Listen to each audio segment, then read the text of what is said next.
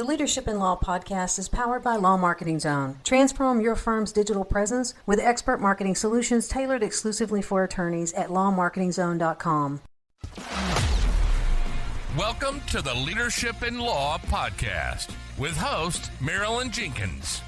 Cut through the noise, get actionable insights and inspiring stories delivered straight to your ears. Your ultimate podcast for navigating the ever-changing world of law firm ownership. In each episode, we dive deep into the critical topics that matter most to you, from unlocking explosive growth to building a thriving team. We connect you with successful firm leaders and industry experts who share their proven strategies and hard-won wisdom. So, whether you're a seasoned leader or just starting your journey as a law firm owner, the Leadership in Law podcast is here to equip you with the knowledge and tools you need to build a successful and fulfilling legal practice.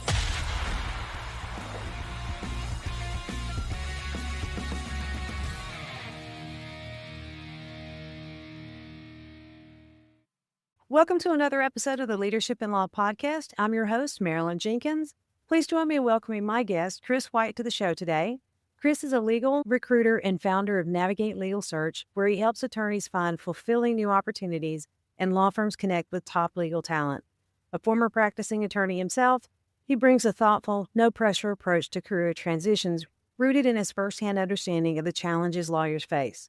Over the years, he's placed attorneys across a wide range of practice areas and markets with a special focus on Chicago.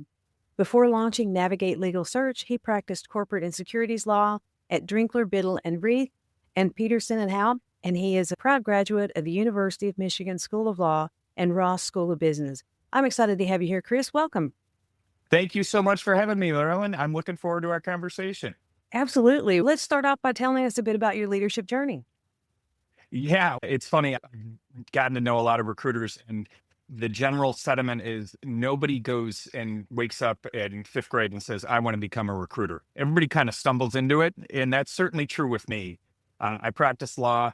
I was laid off I was an M&A attorney. Corporate work dried up. So I was laid off during the '08 crisis. And I took a part-time job leading food tours just to get out of the house. Loved it. Started my own beer tour company in Chicago. We led 20,000 people on walking educational beer tours in the city. And then COVID, it took a shot at that business. I went and practiced law for a little bit, didn't like it, and then was like, what am I going to do with my life? And I bought all these books to try to figure out, and I ended up in recruiting. I felt like it combined my strengths. I really like dealing with people, and then also combined my knowledge of the legal industry.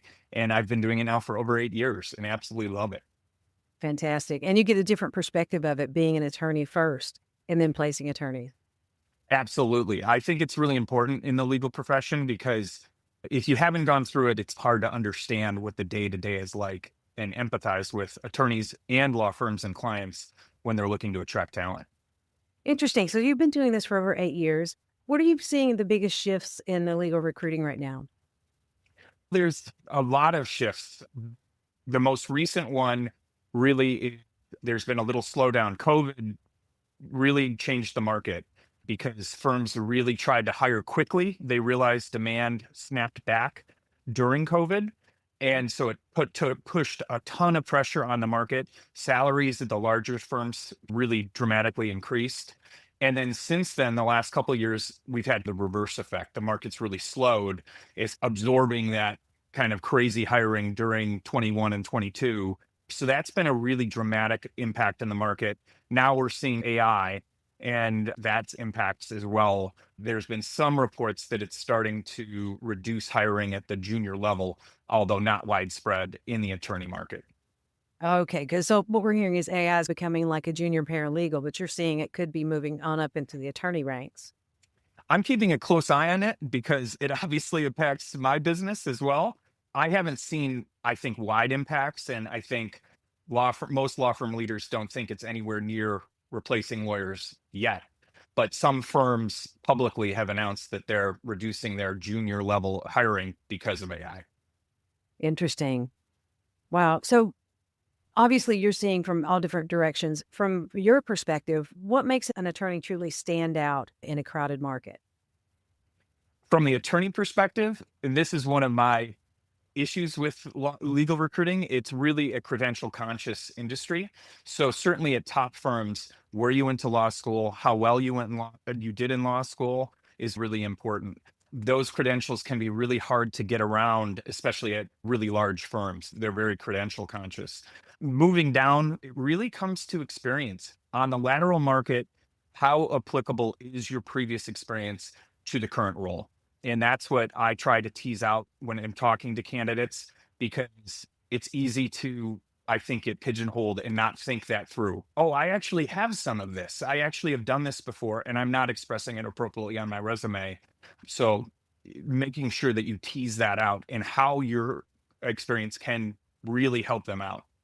And so you've seen enough from the firms of what they're looking for. You can help an attorney look more attractive. Exactly. That's the goal, right? Or at least be honest with them and say, this one will be a tough fit. Yeah. Okay. Very interesting, because since, high school, we've had to worry about our resume and what it looks like. And just being able to highlight the important parts is so important. Exactly. And it's funny, I've had certain law firm clients ask for law school transcripts even after 20 years of practice. Wow. So those, unfortunately, that can follow you for a long time. After 20, that's amazing. Just amazing. Yeah. It should be a limit to amount the time that you can do that. But 20 Right. years experience, that's crazy. So you're thinking from the attorney standpoint, if they feel stuck and they're hesitant to explore new roles, what signs would tell you that it's time for an attorney to consider a move? There's a lot of reasons people start to think about exploring the market. Obviously, compensation can play a role. It's often the first question that I'm asked when I'm talking to candidates about particular roles is, what is the compensation, for an understandable reasons. But I would say a lot of times compensation is not really the ultimate driver of why people leave. People leave for a lot of other reasons. Obviously, culture can play a role. If you're clashing with the particular attorneys at the firm, whether they're partners or others, that can, a lifestyle, work life, especially at larger firms, you get paid well, but you're on call 24/7 and often have to work nights and weekends.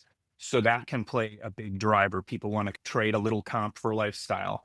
It could be work. I've worked with attorneys recently who are buried on the depth chart, as I say. They might be working in large teams where they're not getting the hands-on experience they really need to grow. It could be a change in their own lifestyle. They had kids. Something happened. They're taking care of elderly parents where it demands that they have a more work-life balance to manage their own lifestyle and career. So there's a really variety of reasons, and every candidate has different drivers when it comes to what they're looking for. And when we're thinking about what they're looking for, how do attorneys' career needs differ depending on the size of the firm?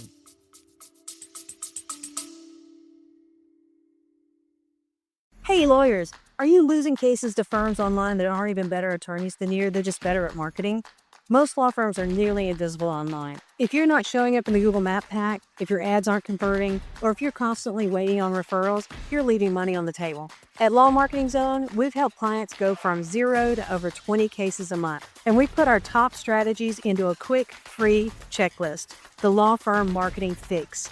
10 ways to stop losing clients online. Download it right now for free. You'll discover the biggest mistakes most firms are making and how to fix them fast. Then, if you're ready, book a free strategy call and we'll walk through the gaps in your current marketing. Don't wait for referrals. Start attracting your ideal clients today. Click to get the checklist now.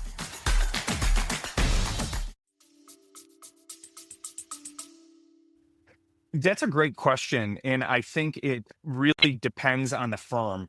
Large firms, you tend to be staffed on large deals. So you're going to be working with a lot of people, and those career expectations are different it's much harder to make partner at those firms. It's usually an up or out model, and being able to attract clients at those billing rates with that type of experience can be really challenging. At smaller firms, what is the path to partnership? Is there a path to partnership? And what does that look like? And for partners, is it a 2-level system, income partner or equity partner? What does the compensation look like? All of these, there's so many different roles in every situation. And then some a lot of attorneys move to in-house or company roles at companies or to government as well. So there's a lot of different directions you can take your career. And do you help place in, if it were to be a government or in-house type stuff, do you help with those as well? Government roles really don't utilize recruiters, which makes sense. They don't want to necessarily pay those fees, and they don't really need to. And then in-house roles, it depends. Sometimes I work on in-house roles. Most of my practice is focused on law firms, but in-house occasionally will utilize recruiters. Excellent. Now, when a firm comes to you looking for talent, what are the most common gaps that you're seeing in their hiring process? That's a great question. There's a lot of things that I will tell firms they can even do on their own. I think the first is expectations. Where are you in the market? Is your comp on the high end of the market? Is it average or is it lower? That's going to really dictate what talent pool you can draw from, and also dictate your story, because again, there's a lot of other reasons people move. So maybe you have lower comp, better lifestyle, then make sure you tell that as part of your story. Some firms don't. They don't want to be known as lifestyle firms for obvious reasons, but I still think you still want to convey that. There's other drivers as well: mentorship, hands-on training, type of work. There's so many different things that you can use. And I think not being able to tell your story as a firm is one of the biggest gaps that is all connected to what motivates people to look for new opportunities. The other thing is process. So speed kills deals. That's a common saying in sales. And so if firms don't have a clear process where they know how many rounds of interviews, who the attorney wants to meet, I think having decisions makers meet with attorneys on the front end of the process is better than later to save a lot of time. Making decisions quickly and being respectful and letting candidates know. These are all issues that I've seen in recruiting. And then going even back to a simple job post. Most job posts I think are poorly written. It's what can you do for me as the law firm, and being able to actually attract talent, sell the role, sell the firm. You can still do so in a professional way, and you can still have your requirements listed for the role. But having a little personality, a little uniqueness in your posting will make you stand out to the market. And show culture. I mean, Yeah. that you're caring for the person who will want to apply for this. And how many interviews does it usually take to, say, fit a junior associate in? I would say it takes on average 3 rounds, usually these days. Sometimes it's more, sometimes it's less. It depends on the size of the group or the size of the firm. But it's actually been a welcome shift since COVID. Firms had to shorten their interview rounds during COVID, and they were mainly virtual, and that's stuck through, which I think has been a real benefit. But that doesn't mean it's necessarily any faster. There's still a decision-making time. Exactly. Yeah. Exactly. What should law firms do before they start recruiting to attract better candidates? So you're saying the job description, but is there something they need to prepare for before? Yeah, so I think know your process. How many rounds? Who do we want this person to meet with? Who are the key decision makers? What experience is really important to you, and what experience is a nice to have? Understand the market of talent a little bit. What are your expectations reasonable for the compensation you're providing? What pool of candidates do you think you'll be able to attract? These being able to know your story. I call it secret sauce when I meet with firms. What's the secret sauce? It's a combination of culture, type of work, story. I work with one firm where it's a terrible start, where the founder of the firm was a Japanese American who was interned during World War II. Wow. And he moved to Chicago as a young attorney, started his own law firm, and it's still there, and they're successful, and they're recruiting, and I'm working with them to recruit.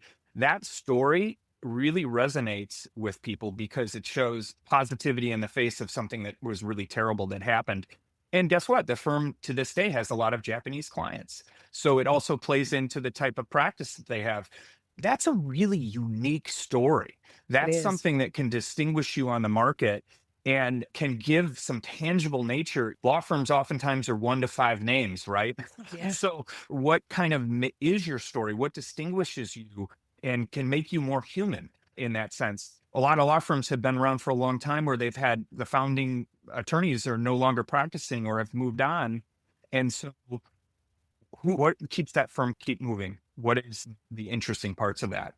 And I know a lot of firms have a big part of their culture is giving back to the community through education, volunteer work, and sponsorships and that sort of thing. That can be very appealing for someone looking to join a firm that has more to it than just billable hours.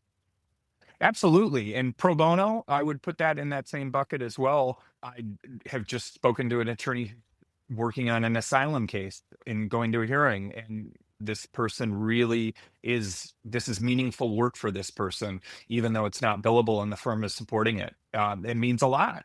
And volunteering, same type of thing. And I think there's a danger if you're going to be using that as your story, there needs to be an authenticity to it as well. Sometimes I think firms pay it lip service, but don't really Yeah. do it or don't really like attorneys to do it because then they're not billing. If that's going to be your story, make sure it's authentic. I love that. That's a very good point. And let's move into retention and long-term success when it comes to placements. I know that retention is as important as recruiting. You want to make sure you keep them. What are the top reasons that attorneys leave their firms, and those that are fixable? Yeah. So one of your previous guests mentioned something recently where an attorney who left cost the firm $1 million when they ran the numbers, which it was like, yeah, retention's a huge issue because it can cost firms on the bottom line. It also can impact culture and it can lead to other departures. It's super important. There's so many things that firms can do, but let me give you one that is really on my mind that I've heard recently from candidates. Okay. Mentorship. The Yes. American Lawyer ran a survey of mid-level associates recently, and the number one thing that came up above compensation was mentorship. And I thought that was fascinating, and it makes sense. At the end of the day, the legal profession, especially for associates or junior lawyers, really, it's an apprenticeship. You learn Yeah. by doing, you learn by people teaching you, and young people, even I know that some older generations don't, there's always generational clash, but young people yearn for mentorship. You may not believe it, but it's true. And that can be one thing. And it's not mentorship programs. I think those don't necessarily work all the time. It's authentic mentorship. And I will tell you just from personal experience from my law school class, the people who have had success and still practice at law firms are ones who have had an important key mentor help guide them along the way. So that's something I think firms can do. It's tricky because it has to be authentic and somewhat natural in how it occurs. But by law firms encouraging more senior attorneys to mentor juniors, that can lead to, or even super senior or super high up mentoring partners. It doesn't always have to be junior either, but having a hand that kind of helps guide can really impact. And then a lot of other things we've discussed already can add on to that, right? Culture is super important. Studies have shown that who you work with is the most important thing. Your boss is the most important thing for your day-to-day happiness. And I meet with law firms and they're like, we don't have any screamers here. And I believe some of them, most of them, some of them I don't believe. And that can really impact culture, and that toxicity really can be a huge turnoff and lead to retention issues. But having a positive culture is the opposite effect. Teamwork, collaboration, communication, communicating expectations clearly. For juniors or other people, the path to partnership or whatever promotion path that looks like, being able to communicate it, even if it's Byzantine or opaque or completely discretionary, there's got to be some type of targets that you can share or expectations you can share with people to keep them in for the long game. And to get back to the mentoring, pardon me, that is such an ingrained part of the legal system for law firms. It's just, and it could be as simple as having someone sitting in the room with you as you're discussing cases or procedures. It's not a I don't know, a curriculum to coaching program. It's sharing how to do the job. Oh, I remember as a junior associate, just knocking on, I'm reviewing contracts I'd never reviewed before, and just knocking on a door of a partner and saying, I'm a little lost here. Can you explain what indemnification means? And it's such a simple concept, but if you've never done it before, it's not, right? So just being able to bounce off silly questions that maybe aren't so silly for somebody just starting out in their career, it's super meaningful, and a 5-minute conversation can go a long way. I love that. Yeah. And that's one of the, a little issue with having remote workers now. You don't have those hallway conversations as you're going to and from meetings, that sort of thing. Yeah, and actually, I'm glad, if you don't mind, I'd love to dive down a little bit on this because I think it impacts recruiting. I'm seeing it a lot. I agree with you, and firms are clawing back people to the office. A lot of big law, the large law firms are pushing 4 and even 5 day returns now in office. And I understand the concept of why they're doing that for this exact reason, right? It's really hard for people to learn when you have to schedule a call or a video conference meeting with them. However, on the flip side, for people, law firms listening, interested in hiring talent, one of the competitive advantages I think smaller or mid-sized firms or other large firms can have over their competition is having some flexibility built into their system. Because I'm talking to a lot of attorneys who are really interested in flexibility. For commutes are long, there's other going to the office, it's a lot of work to do. I think COVID warped our brains on that, right? Oh, I can do the Yeah. work from home, but you do lose some things too. So I think I understand where law firms are trying to get people back to the office more and more. But I also think if you're flexible, that's going to be a really a strong asset in recruiting and can overcome if you're a lower paying firm, for example. That can Yes. be one of the things that you use to attract talent. I've spoken to several attorneys recently that are on the mix where they're at home 2 or 3 days and then they're in the office 2 or 3 days. So I think there is a balance and it can improve the culture, like you said, but it also gets the openness of the coaching and the mentorship. And then the entire firm can get better because of that. Yeah, I mean, if I am not running a law firm, but if I was, a 3 day hybrid, I think is the sweet spot, right? Because Yeah. then you get 3 days in and you get all that good mentorship with 3 days in, and then you have that 2 days to have on your own time at home and or in off, you can still come to the office if you wanted to. And that's a real sweet spot that people, I think it makes sense to me. But again, a lot of firms are moving further than that. So that can be a competitive advantage. Yeah. But it'd be interesting to see how the trend continues. So thinking about these things we've just talked about, what patterns do you see in attorneys who stay engaged and happy for the long term? Patterns, I think the patterns that I see are, one, it's the attorney has to be self-motivated to an extent. The practice of law is very challenging, especially at a law firm. And then as you progress in your career, being able to develop clients in a book of business adds a whole extra layer that is really hard. So you have to have self-motivation to be able to do that. But then having firm support, a lot of things we've already discussed play into that. Mentorship, other things, you believe in the mission of the firm, right? And you like your colleagues and you think you're in a fair environment. Expectations are fair for whatever that environment may be. So that is, I think it's both internally driven and externally driven by the firm.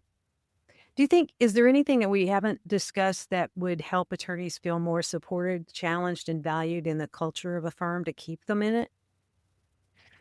I think understanding one thing is for people supporting people on business development. I just mentioned that, but that's something that I hear a lot from candidates where they're not getting support.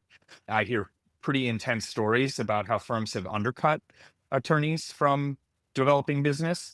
And I think it's better to have those conversations earlier in a attorney's career so they understand the process.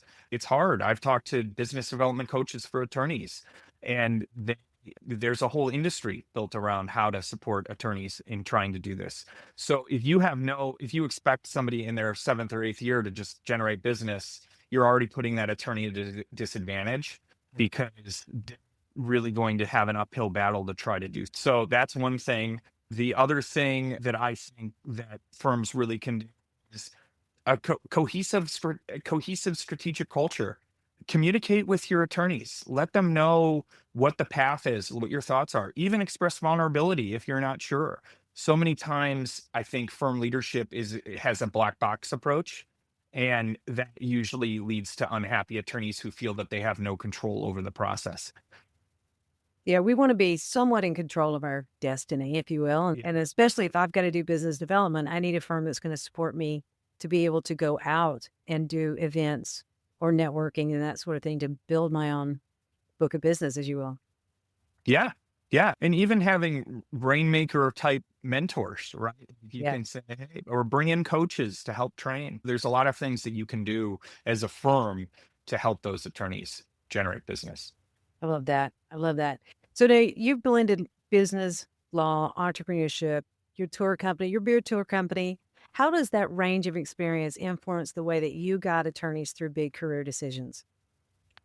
I think it's really helped because I've, for better or worse, I have experience in a lot of different areas. And I can certainly, and I've also gone through career challenges and changes myself. So I know how that decision process, these are big decisions. Yeah. I work with candidates and I feel like my personal approach is a very empathetic approach because I don't try to, these are smart people. Yeah. Attorneys are smart.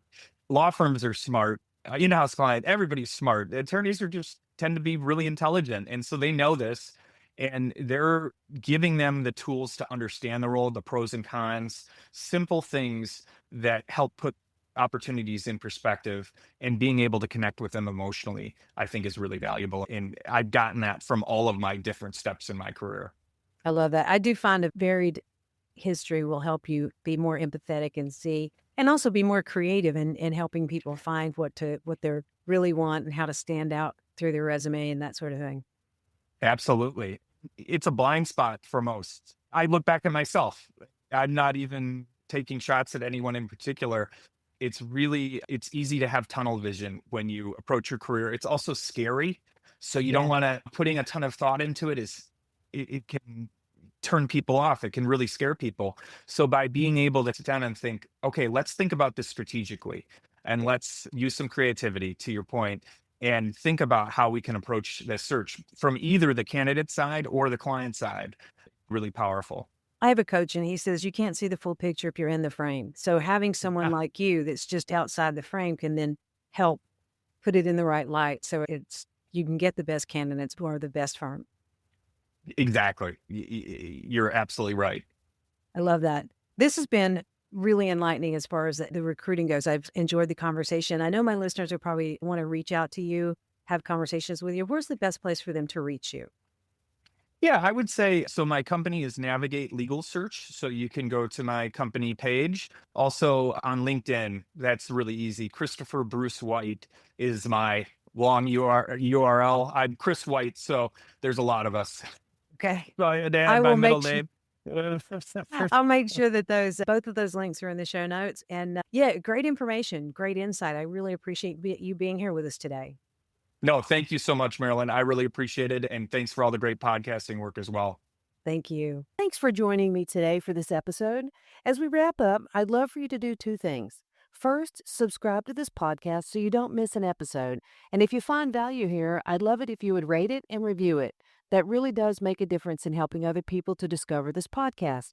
Second, you can connect with me on LinkedIn to keep up with what I'm currently learning and thinking about. And if you're ready to take the next step with a digital strategist to help you grow your law firm, I'd be honored to help you. Just go to lawmarketingzone.com to book a call with me. Stay tuned for our next episode next week. Until then, as always, thanks for listening to Leadership in Law Podcast, and be sure to subscribe wherever you listen to podcasts so you don't miss the next episode. Thanks for joining us on another episode of the Leadership in Law Podcast. Remember, you're not alone on this journey. There's a whole community of law firm owners out there facing similar challenges and striving for the same success. Head over to our website at lawmarketingzone.com. From there, connect with other listeners, access valuable resources, and stay up to date on the latest episodes. Don't forget to subscribe and leave us a review on your favorite podcast platform. Until next time, keep leading with vision and keep growing your firm.